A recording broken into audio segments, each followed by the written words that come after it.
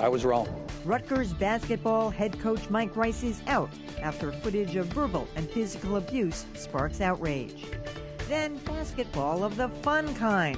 Harlem Globetrotters TNT Maddox and Buckets Blakes dropped by during their week in Boston. And author Sandy Amarello on living life as a irreverent widow. Now on Greater Boston.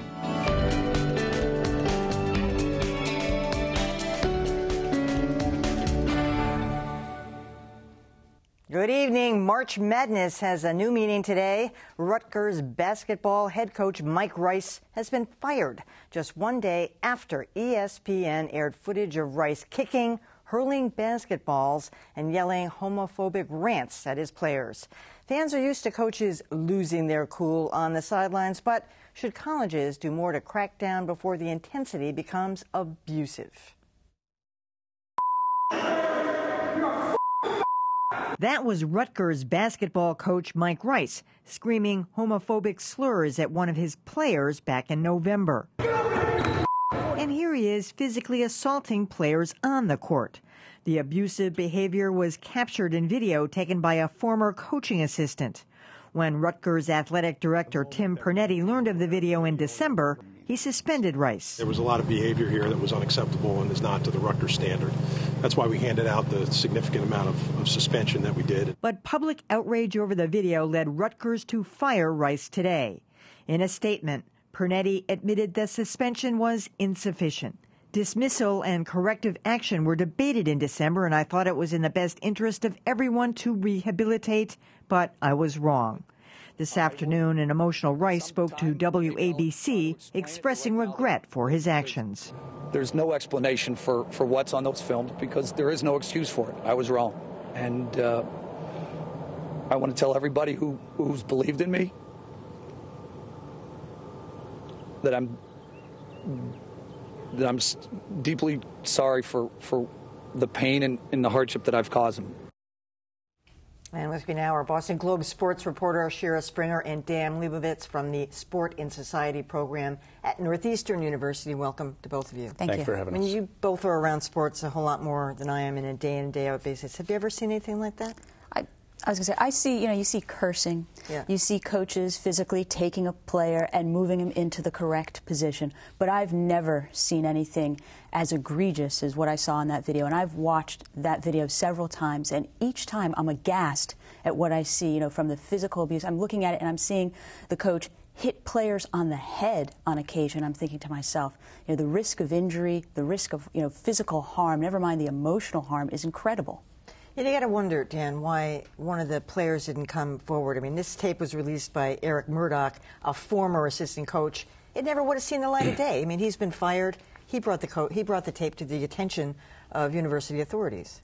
I think a lot of it has to do with an issue that's actually larger than sport, and it's sort of the manhood culture that we have in the world. I think that, we talk often about incidents that happen in sport with players when they sexually abuse women, or and we call that the rape culture. I think this is sort of about a manhood culture that we've promulgated, where it would be, so he calls people out in a way where he uses homophobic slurs, and the messaging is, you're not a man, you're a female, or you don't have heterosexual tendencies, as if all those things are somehow supposed to be negative. And so that creates a culture where players sort of they're complicit in it because they're afraid to step out of that boundary. And we've created that culture in a larger society, whether it's in the landscape of politics or the landscape of business or the landscape of sport. It's an issue. But the suggestion that by calling somebody a fairy or something like that, that's going to drive them or motivate them, does it?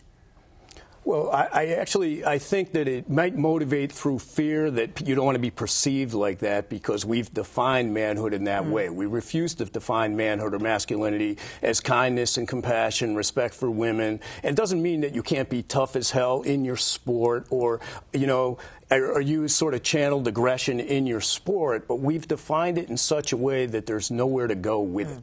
And I would also say there's something else at play besides the manhood culture, and that's the power dynamic. Particularly in college athletics, college coaches have all the power. You are on a college scholarship at the will and whim of the college coach. You get playing time at the will and whim of the college coach. And as a result, this college student athlete has very little power within that setting. And I think it's very difficult for them to speak out. Now, I believe they've had 5 players from the Rutgers basketball program transfer out in the last calendar year, but still there's very little that college students can do, college basketball players can do to fight that power dynamic, and that's also a bit troubling. And I think there's some place here for the NCAA to step in and re-examine that power dynamic to the point where student athletes can feel comfortable raising their voice and not fear, never mind being ostracized by teammates because of the manhood culture, but also not fear some sort of retaliation in terms of playing time or their scholarship because of speaking out. I was talking to the great coach Mike Jarvis, who was, of course, at Cambridge Range and Latin and George Washington University. Now he's at Florida, Atlanta, and Boca Raton. I mean, he was just appalled by this. But one of the things he was saying, and I'm wondering if either of you agree, Dan or Shira, that he didn't think that this was coincidental, that this was the weekend going into the Final Four, that this happened in November. So it's not like, you know, they dealt with it, but the fact that it came out and now we're all talking about it on the week leading up to the NCAA Final Four, do you think it's coincidental? No. Well, I think that there's a lot of things at play here. It may not be coincidental. It's brought to light by a former fired employee, and yet, so you have to ask the question, if he was still there, would he have brought it to light? Why didn't the players bring it to light, like the question you asked?